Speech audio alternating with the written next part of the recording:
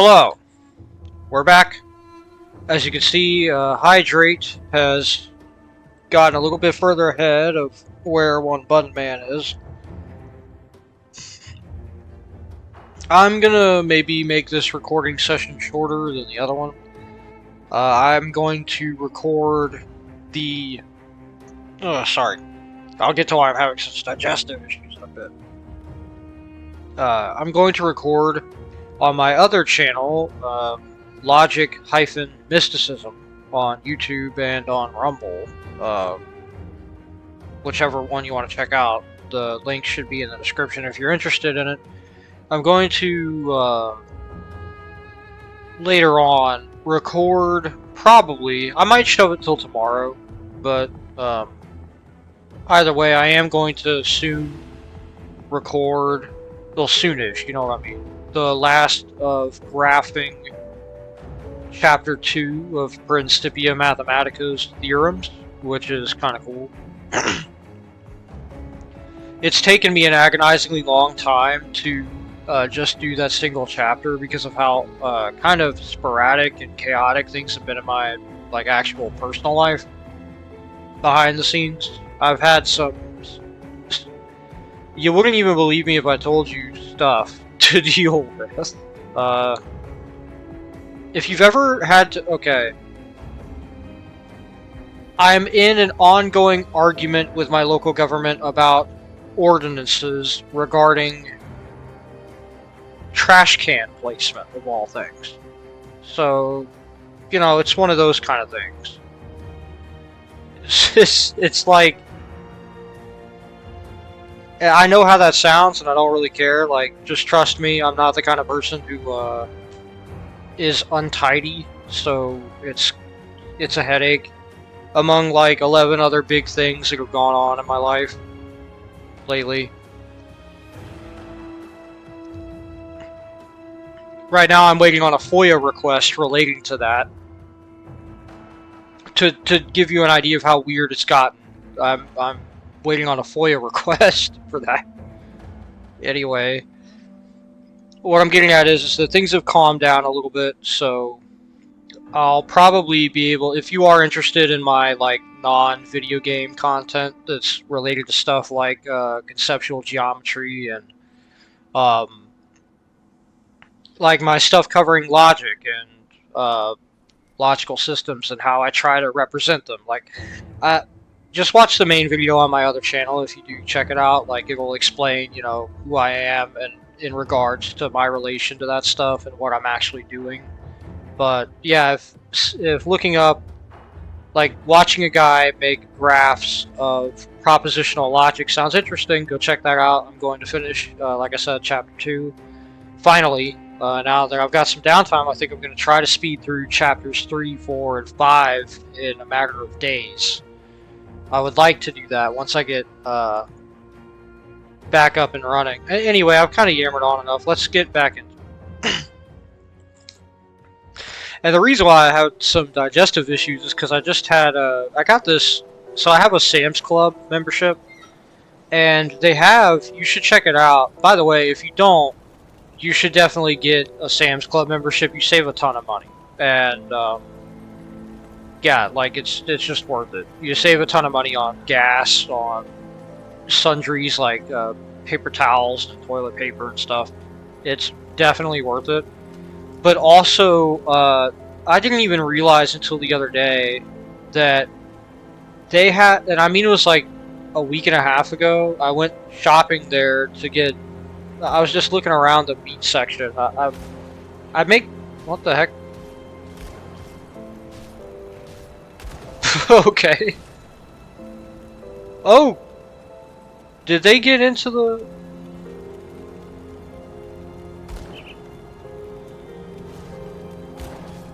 Wow, yeah, okay. Anyway, I've been making stoop, as I like to call it. It's it's not really a stew because technically, I think you can only call it a stew if you use a thickening agent to make it less watery rather than just having less water in it. I still call it stoop because I don't like soup that's overly watery. I like as little moisture content as possible so you get like that hearty feeling. And I like making it with cabbage, onions, turnips, and a kind of meat.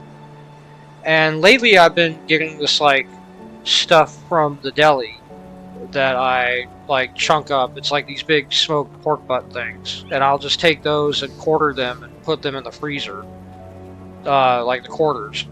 But it's kind of gotten a little expensive, so I was looking in their meat section to see like, you know, what, like, I don't know, like what the price of chicken or whatever was, and yeah, they had these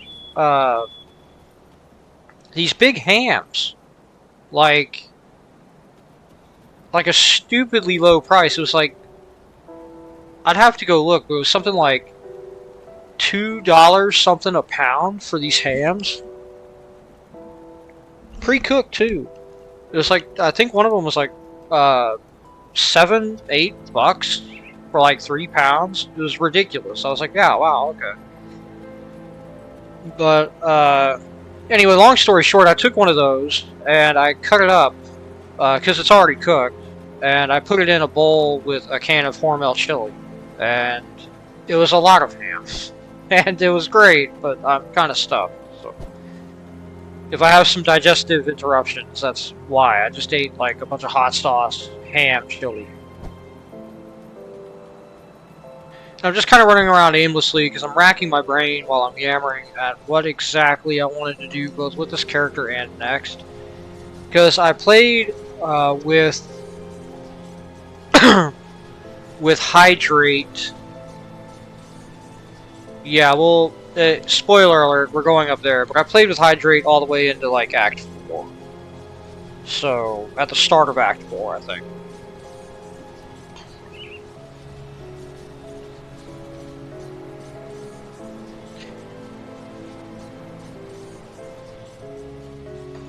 Okay, I think this was where we left off. We haven't actually fought Cronley yet.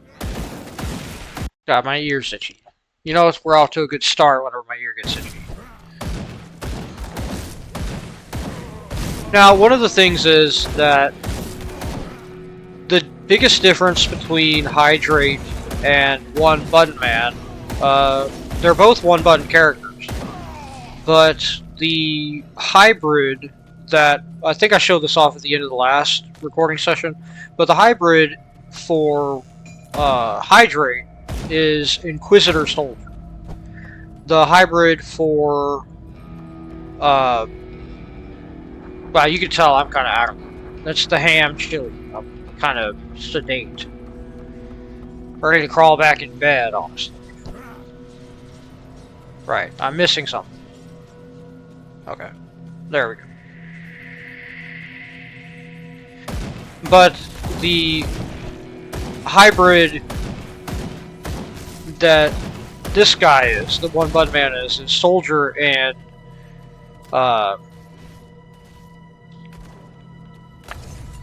Arcanist. That's it. I was determined not to go back to the character screen check. But Battle Mage, right? I forget, I think Tactician is the name of the hybrid between because each dual class gets its own designation. I'm pretty sure Tactician is the name of the Soldier Inquisitor cross class, and the one for this is Battle Mage, I want to say. So this is that Moneybags March guy. I don't remember if we killed him. I think we did kill him last time, like, turned in the quest or something. But you can kill him for an optional quest. I mean, it's just XP. Most of the optional quests are really good for XP and not really much else. At least as far as I'm concerned. Like, I don't know, maybe if you play higher difficulties, the rewards are better or something, but...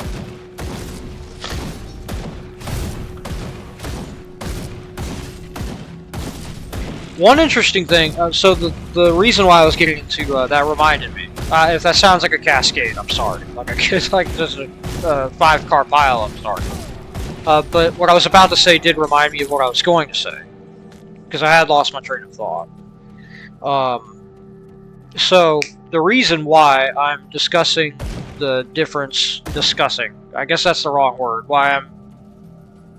Is expositioning a word? Expositing?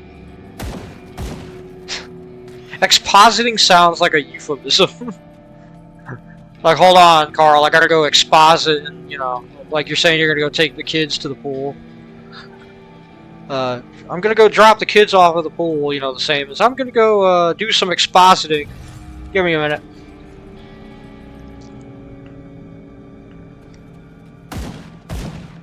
Anyway, the reason why I was getting into the differences is that one thing that was kind of grim.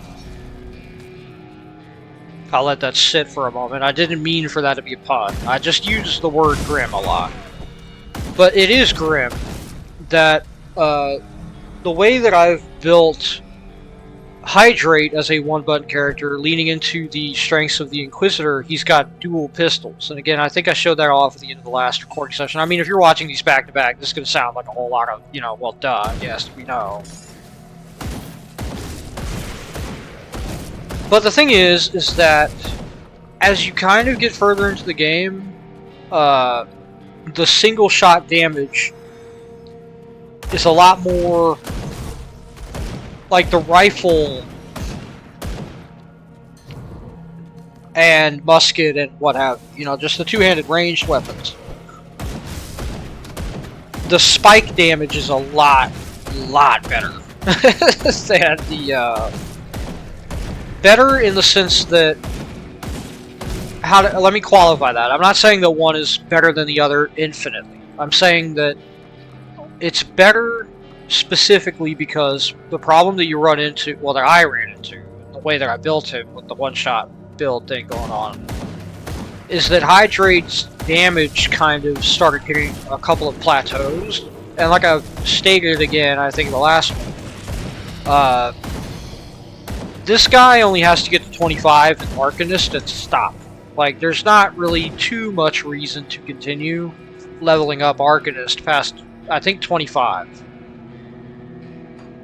Yeah. Because I think this is about all we're actually going to get from this guy's stuff. Yeah, because we don't need casting speed, and giving us a tiny amount of Aether damage and Chaos damage on our attacks isn't really that good, since we don't really do Aether damage. Yeah, we do elemental damage and physical damage. We don't do Aether damage.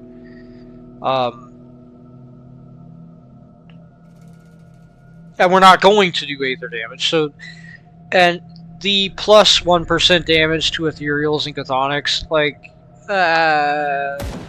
there's so many other ways to up damage that are more efficient per skill point, and that aren't specific to ethereals and chthonics, so that's like a side benefit of that skill if it applies to your build, if that makes sense. Like, you don't get that for the, like, you don't get this what's it called, you don't put points into Fabric of Reality because you're like, oh man, I can't wait to get that 5% against ethereals, aether corruptions, and chthonics.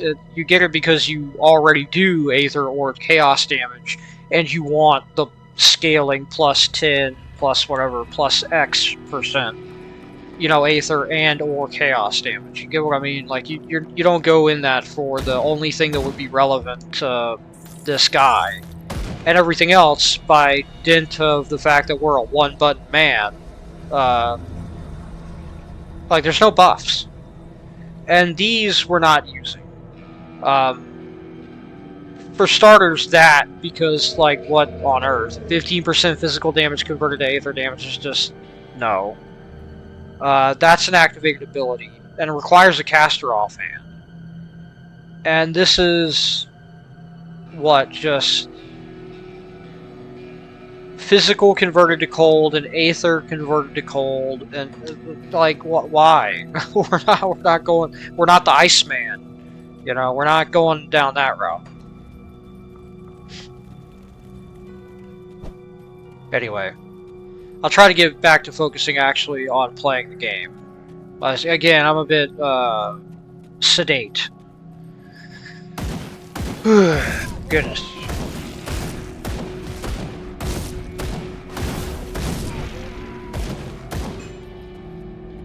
But the thing I was gonna mention on top of that,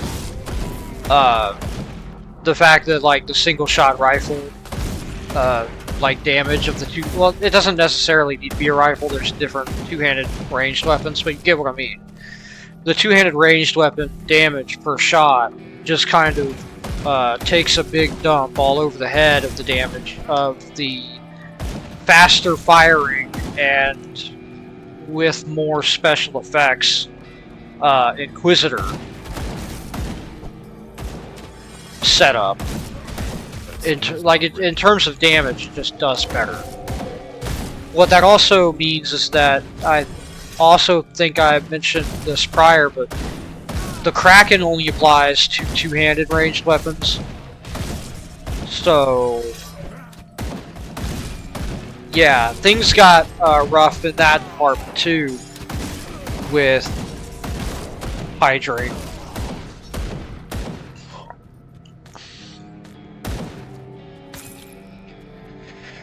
And one thing I did notice that I'll point out here is that for some reason I thought that I was thinking that Primordial, the blue stuff, was the same as the purple stuff. Blue is not purple. Unbeknownst to past me, blue is not purple. So if I want to get the Hydra, and I do, I need to go into purple somehow. Now the thing is, I didn't really think about it too much. What's that, like a gopher? Oh, dire bear. Okay.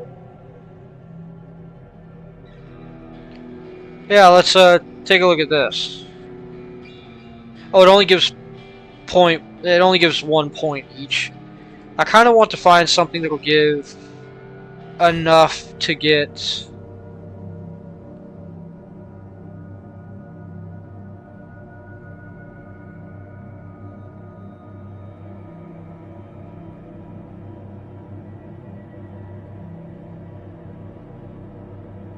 Okay, what's the spooky ghost give us?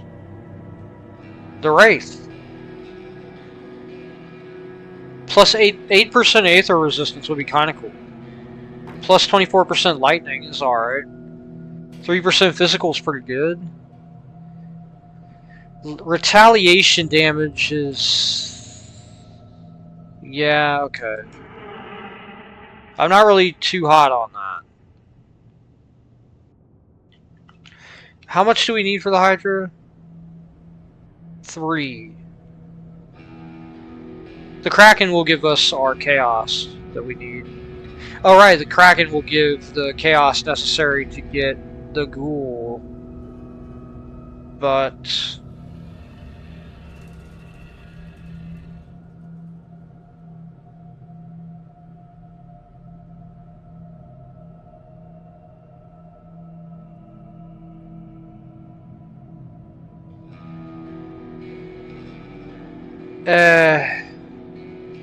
one problem I'm having is that I know that...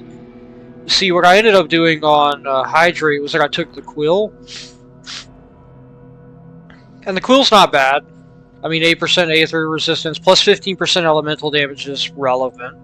You know. Plus 24% elemental damage on top of that. Relevant. But I'm hoping for more, like...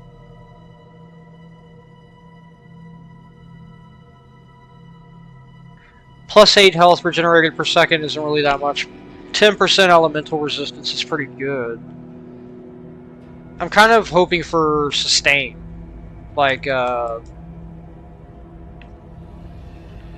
me skip that. That's kind of what I want the ghoul for.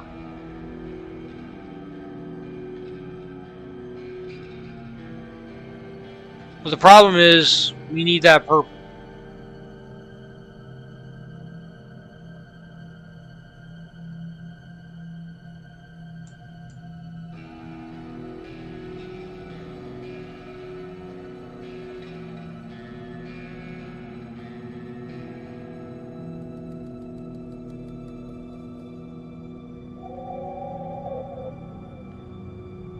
The only one that jumps out at me is the Night Town.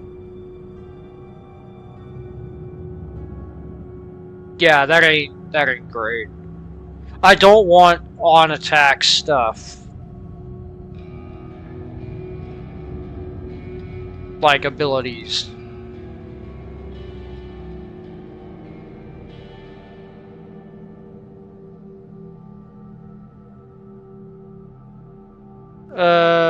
I'm trying to look for something that can be hybridized into.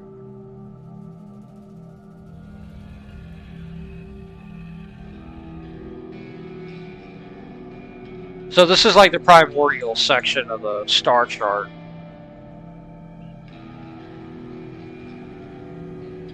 Yeah, there's not a whole lot of crossover between Chaos and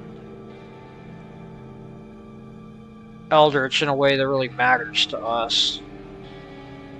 I mean, the Fiend, yeah, but that doesn't give us Sustain.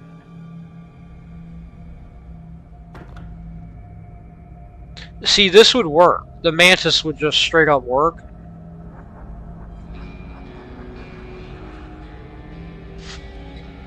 I don't know how much the 3% physical resistance and 10% elemental is cool.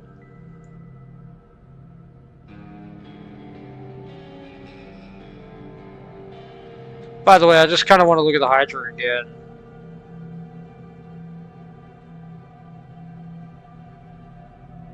Converted to health, huh?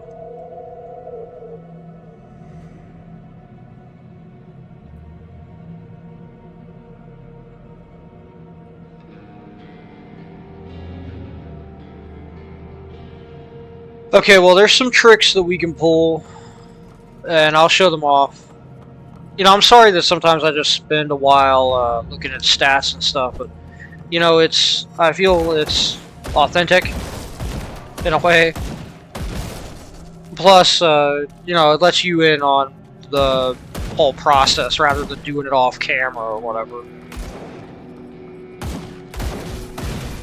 For anyone who may, for whatever reason, want to play this way themselves and maybe do something a little different. Like, you get the full understanding of what my considerations are as I'm going through the game. Speaking of my considerations, I'm not really sure if I'm going to take this guy into Elite, and if I do, then into Ultimate, since this game's kind of long. Oh, hey, by the way, check this out. It's Durini. What do you want? Well, looks like the hero's here. Thanks for covering for me. Durini, I trusted you. Why? Bourbon's gotta pay, no way around that. Nothing against you, not... Yeah. I mean, his idea is that he takes us out, Darius gives some of his quote-unquote magnificent power to him, and Bourbon hangs. You can ask if you want to join him, but like... Nah, come on. Or rather, you can ask if you can join him, and it's like, well, nah. These people are not... Well, for one thing, like, it's debatable that they're still people, right? Like, there's a reason why bandits in RPGs are treated as, you know, on the same level as a slime, or a rat, you know, or a skeleton, or a dragon with a very suggestive gaping wound in its chest that lives in a sewer. Under the undecked bird. To make that reference even more direct.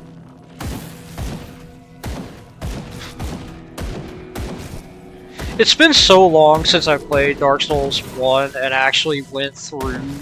Like, I know this has nothing to do with what's going on, but I gotta say, I have, like, legit... I have the remaster or whatever, and I haven't really played it that much, but... The funny thing is that I still, back whenever I played Dark Souls 1 on the 360,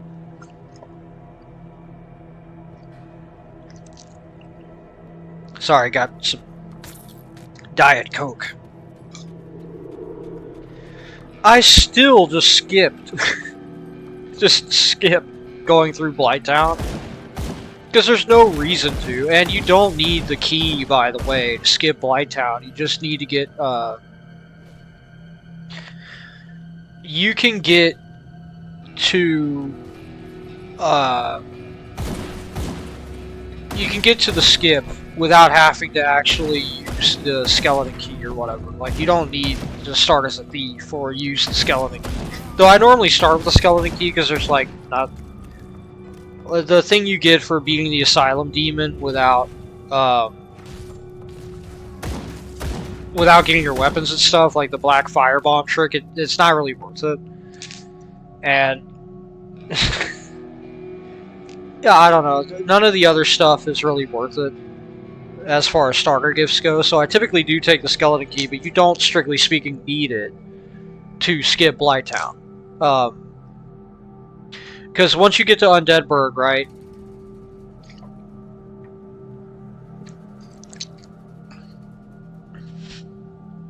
you get to have, you cheese have, and if I remember right, you get the key to open the bottom of the tower, that Havel's in. And then you just go through that, and you're out in the area where you can go down into the Valley of the Drakes, and then come back around and get up into the back way of Blighttown that way. I mean, it's a pain in the rear to get back out, but if you're good enough at the game, you can just get down there, take out Quelaag without ever resting at a bonfire, and then just go jump in a, I don't know, go jump down the Great Hollow, and you just get zooped right back up to wherever you left off. But yeah, I like the Gaping Dragon too, which is why I find it funny, is because I love the Gaping Dragon as a boss fight.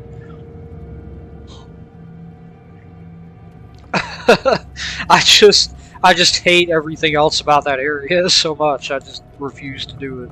And often I don't even rescue the Pyromancer guy, even though I know that might get me pilloried in some places on the internet. Like, I don't know, pyromancy isn't really necessary. I don't really use it that often in my playthroughs.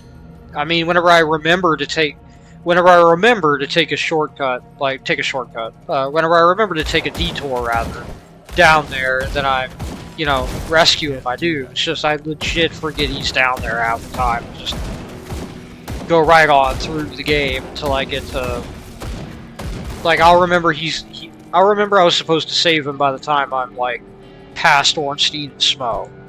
You know, it's that kind of thing.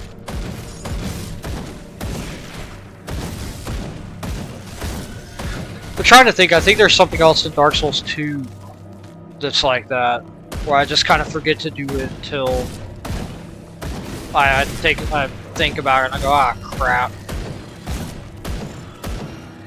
I have to actively, every time I do an Elden Ring playthrough, I have to actively, consciously remember to go do the stuff with patches, like at every step, to make sure that I have access to him early enough that the stuff that he sells matters. Namely the chicken feet, like the gold chicken. For if I go take out Granny Greyall for the free, like, 90,000 runes or whatever. Again, I know this has absolutely nothing to do with Grim Dawn. I'm just kind of like,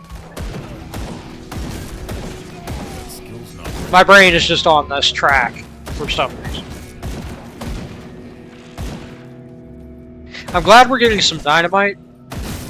We're gonna need it. A lot of it, actually, if you... Curiously, this one Button Man seems to have better defenses. And I'm not sure why.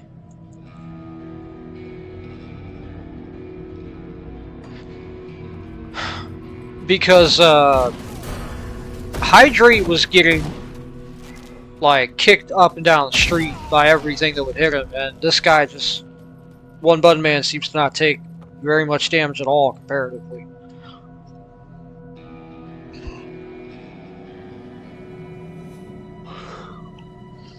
Goodness. Right. I wanted to...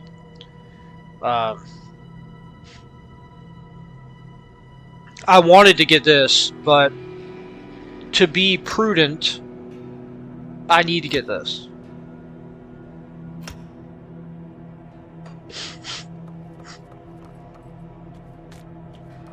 because the enemy that we're going to be dealing with predominantly right after we finish this section is going to be, well, I think we've definitely already seen them, like the undead. They are not impressed with physical damage, and definitely not with, I know, brace yourself, the undead don't really care about bleeding or internal damage. Shocking, I know. It's a tragedy. It's an M. Night Shyamalan tier twist. I can't do that yet. But yeah, that basically just means that the next couple levels need to go into elemental. And that'll probably be it for a very long time. Basically everything else dies to physical just fine. For the most part. Like, I'm racking my brain. I don't think there's anything in particular that doesn't take good damage from the soldier's skills coming up. Not from what I remember going through with Hydrate. Okay, so that's the end of the area. I think that's everything, almost. We'll almost clear the whole place. So yeah, this is Cronley's hideout. It's an alright dungeon. I don't really have, as you can tell by my sidetrack about Dark Souls 1, Elden Ring, whatever, that I don't really have much to say about this area like I did with the Warden's Cellar or whatever it was called. This area is just more of Cronley's boys. This is basically the last time we deal with them, though not to say that it's the last time we deal with enemies like them. It's just that the enemies like them that we deal with from here on out are going to be more dangerous anyway. So to put it in a kind of, while I know this may sound gross, but I personally like it, while I mix some water into my Diet Coke. I don't know, I like it.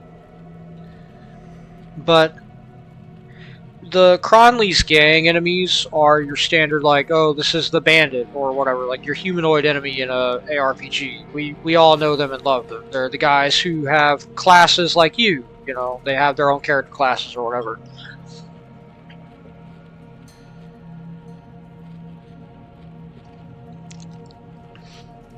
The problem is, this is like the least powerful version of that archetype in this game. The ones up ahead, I'll put it to you this way, I got O-Code that is one hit knockout. Like, I got one hit knocked out, O-Code, by a Chaos Lightning Bolt from freaking nowhere at one point. Yeah, they're throwing lightning bolts and stuff at you from here on out whenever you meet them. Anyway, this is Darius. So Bourbon's dog has come barking. You should give up trying to act the savior. It doesn't suit you. Humanity's already doomed and a new power is rising. Get on board like I did or go extinct. Well, that's not quite true. The Ethereals will need new vessels, so I'm sure they'll keep some domesticated humans around to breed like livestock. You know, I heard you were taken when they found you. I bet your offspring would make good vessels. Yeah, so Darius is gonna die. It's not really negotiable. So, Cronley is just a, you know, all wit and humor aside. He's the boss of this area, as you can see. He's not really that different from just a dude with a shield and a mace. The thing that really makes him different is that he'll occasionally, he hasn't done it yet. Is he gonna do it yet? There we go. He'll occasionally spawn those Aether Cluster things, and they themselves are infinite spawners. So the idea is that he'll make things a little bit more difficult until ultimately you get until you get overrun. That's kind of the gist. Oh crud, we got stuck in the corner. The thing is, and this is a common annoying theme with bosses in this game, and it's one of my few critiques of it, is that often there's just like, often a boss is not hard because the boss is interesting, it's just they have a million billion ads, and it's like, okay, I'll deal with the ads, and then they immediately resummon ads, which just makes it tedious, not interesting. I don't like that kind of design. This game had potential to have more interesting bosses than that, and indeed it does have bosses more interesting than this, so... You know, it just feels like not good whenever you run into the boss that is an infinite spawner of infinite spawners archetype. It just doesn't feel good. But the thing with Darius here is that you'll notice that the things he's spawning are slow AF, so you don't actually have to worry about the infinite spawners if you just go in a lazy circle around the arena. Like, even if you're a melee build, he runs faster than the other stuff. So you just have to keep him running after you. Like, you basically are doing a running, gun, melee, whatever battle around the arena, which is how a lot of these fights devolve. Again, like, what else are you supposed to do whenever you're up against the guy who spawns guys who spawn guys archetype?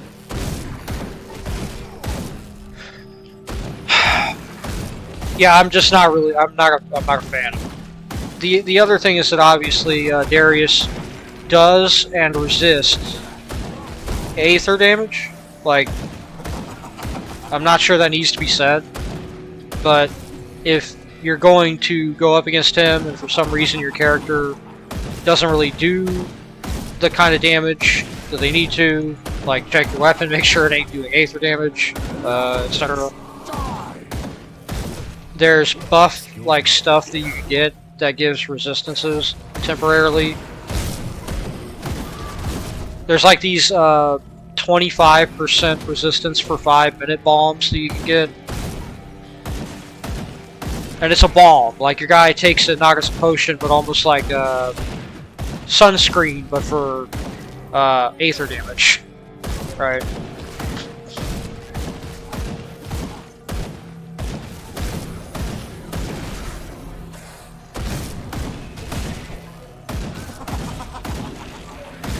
Yeah, I mean, there's not really much to say. Now, you see that he has 243,000 health.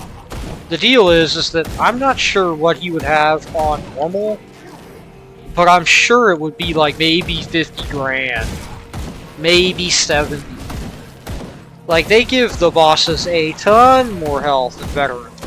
It's not even funny.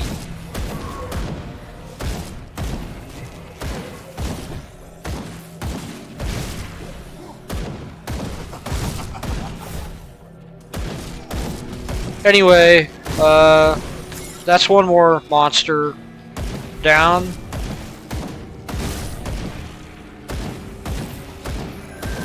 But more importantly, that's a quest done.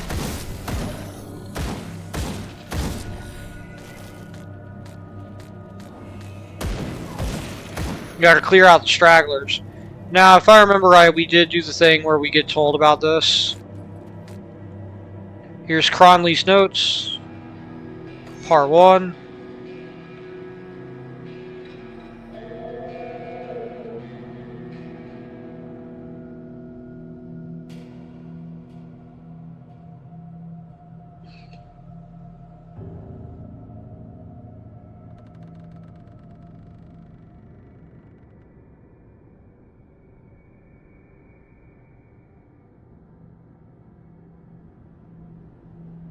Okay, that's the first one. Here's the second.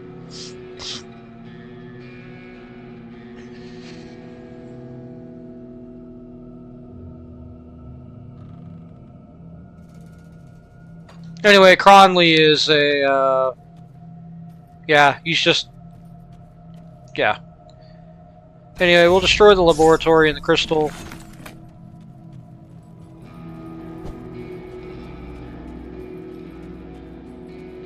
So here's these cages. Nobody's in them. Now, that's why we went here and took care of this before talking to the people we're about to go meet. It'll become apparent whenever I explain it after we get there, but just keep those cages in mind if you haven't played this game and you're wondering, like, wait, what are you talking about? Like, there's something I'm going to explain here in a minute that pertains to those two cages in particular. And it's the reason why you want to just go on through here without talking to the people at, I think it's called New Harbor.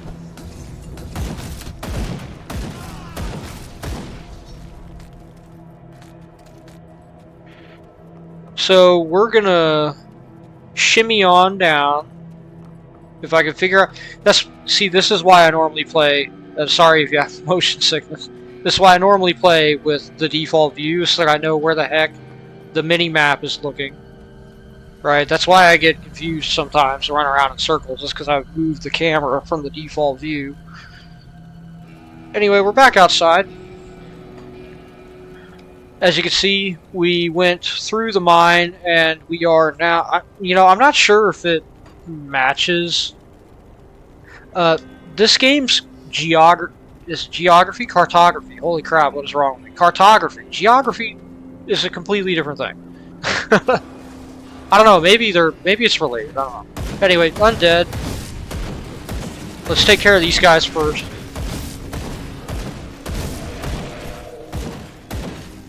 Now, you can see we are not doing great damage against these guys. That's going to continue to be the case. A lot of our damage is physical. Getting elemental damage will help. Upgrading our physical damage will not. So we're just going to keep things on the elemental side for now. Now, these fine folks here are Rawari. By the way, I love how their gear looks on the melee guys. It's like Fist of the North Star meets Mad Max. I love it. Anyway, he says, "Be wary, traveler. The savages living up in the Four Hills have destroyed this once magnificent structure, in an effort to trap their victims. With the bridge gone and the road to Smuggler's Pass washed out by storms, the way north is barred to us. Is there no other way? There is one other, but you would be a fool to try it. South of here, there are ruins of the ancient city of Arkovia. There is a passage there through the Arkovian Undercity that leads into the Broken Hills. You would be wise to turn back. That is the realm of the Cursed Dead." The Cursed Dead?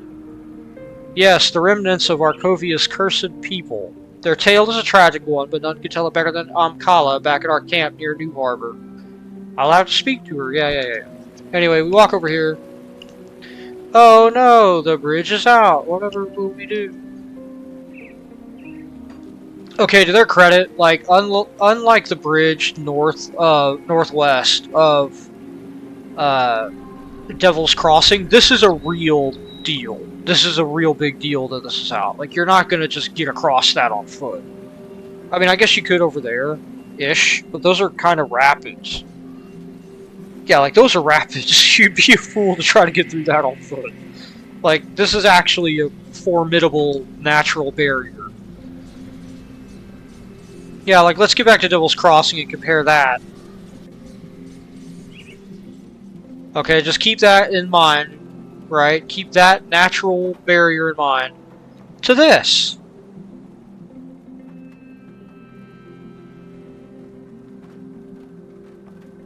I could cross this.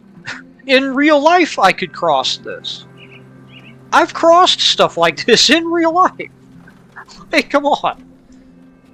When I was a kid, maybe, but, like, sure, dude, this isn't that bad. And I live in an area with gators. I don't think gators exist in this part of Grim Dawn, at least. And yeah, look, like, that goes around north. Yeah, look at this. You could totally cross this. I mean, sure, it'd be a bit of a problem scrambling down from this side. But I mean, there's enough crud here. Like this tree, you could. So you're telling me that they can hang a dude, but they can't figure out how to tie a rope around the end of the top of a tree so they can get down. So, okay. Alright, check this out. So you tie the rope there, you have a homie over here, throw the rope, you catch it over here, and then you use it to rappel down here. You hold the rope, right? You even have that little like crack there. You just wedge it in that crack. And you hold it as you go down into the water, and then once you're actually in the water, you hold it, go out a little bit, and then just swim over. And then maybe put all your crap in a bag and have your homie like throw it over across the broken bridge. How hard is that? I mean, I can understand over there, but this is like the perfect place to cross it. You didn't need to...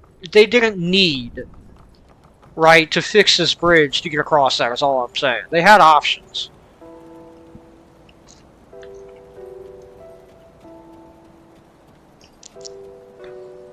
Compare and contrast, right? Like, compare and contrast. They could even... Okay, I'm gonna be that guy. You can even do that, right? Establish the rope off the side of the ledge. Maybe 2 of them. You get, okay, you know what, even better. You get 2 of them. They got enough wood. You could, like, configure some kind of way to get that onto, like, a little raft. Maybe not a pulley system outright, but you could, like, have, you know, ropes, tie stuff, or, you know, have bundles on. They have a blacksmith. Like, they could totally make, like, a raft system to get around all that. They didn't need the bridge to get across that. Your guy certainly didn't. I don't know. It still bugs me. It just bugs me is all. Well, is it finished? The world is a little safer today with that monster dead. Now what of Elsa?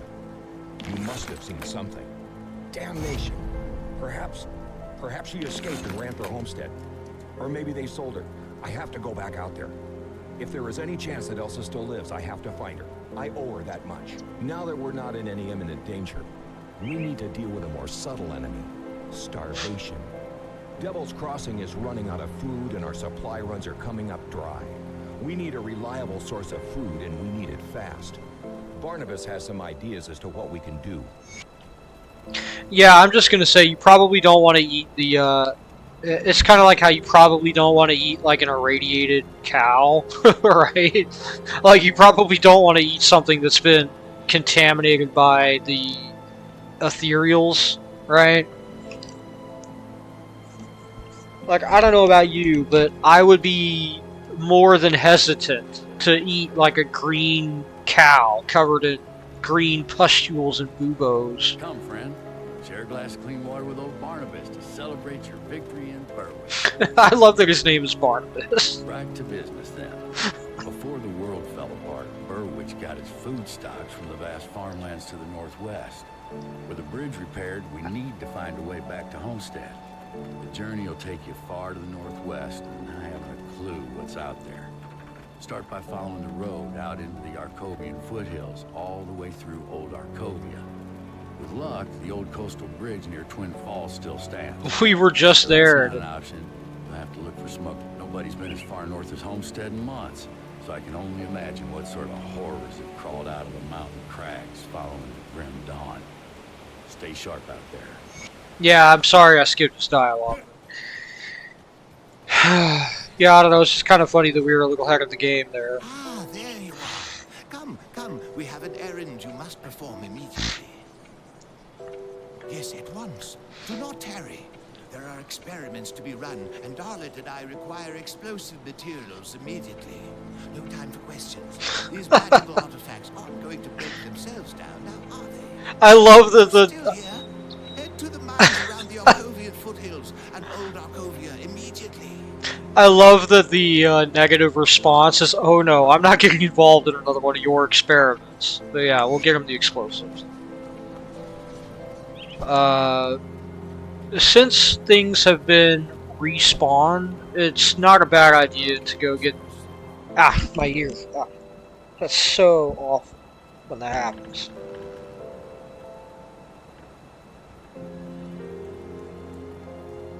Okay. But, as I was saying, before I was rudely interrupted, it's not an entirely bad idea to go back and get more dynamite from the... Good grief. Oh, my stomach is giving me heck over that ham chili. Glacier, an empowered relic. Oh, right. Relics. You know what?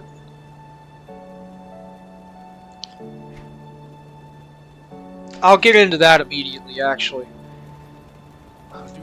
What I was going to say to finish off my thought, whenever we get back, whenever I end this recording and start the next one and we get back to it, because I'm going to cut the recording in a minute, it's not a bad idea, since the game has respawned everything, to go back to that first mine where we first got the dynamite and see if there's at least one. There should be at least one guaranteed dynamite in there. So these are relics. I'm not sure what a transcendent relic is. I guess it's just a higher... yeah. But relics, this is the relic slot right here. It's cool that you get just another thing of gear that you can make. I don't want anything in the % chance on attack slot. Plus 10% elemental damage. 20% elemental resistance would be fantastic. I'll probably make equilibrium.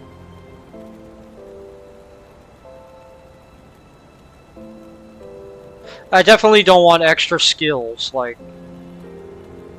Plus 4% attack speed is pretty cool.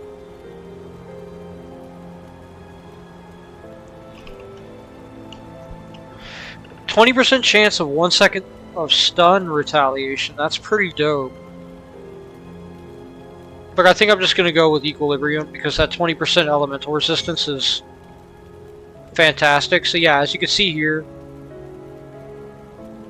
And that just has stun target for 1 to 4 seconds, confuse target for 4 seconds, 20% chance when hit. That's fantastic. Wow, I didn't even see that somehow. Wow, that's fantastic. I'm glad I made that one. That's like perfect. Okay, let's dump our rare stuff in here.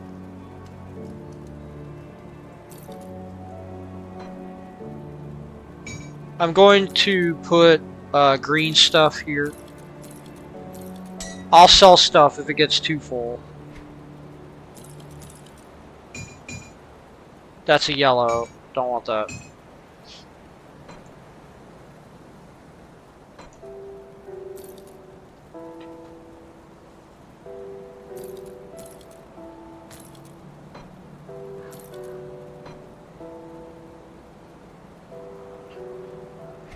Okay. Alright, time to sell the rest of it, and then I'll cut the recording, and whenever I get back, which will be shortly,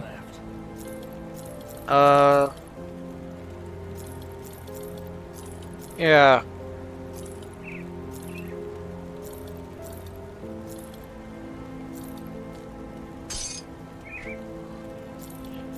We'll get back to it. Okay, sell that off. Okay, well I need to go put that in the green side of things. Safe storage, no questions. Costs 100,000 to purchase a storage expansion, huh?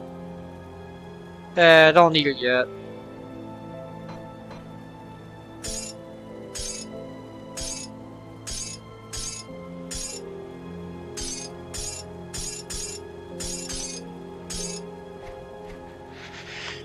Alright.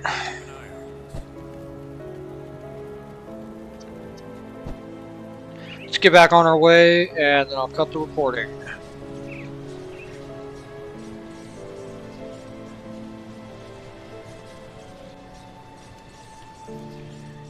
That's Cronley's hideout. Actually, I want to go to Old Arcovia. We'll start back here next time. Now remember those cages that I pointed out. Just saying.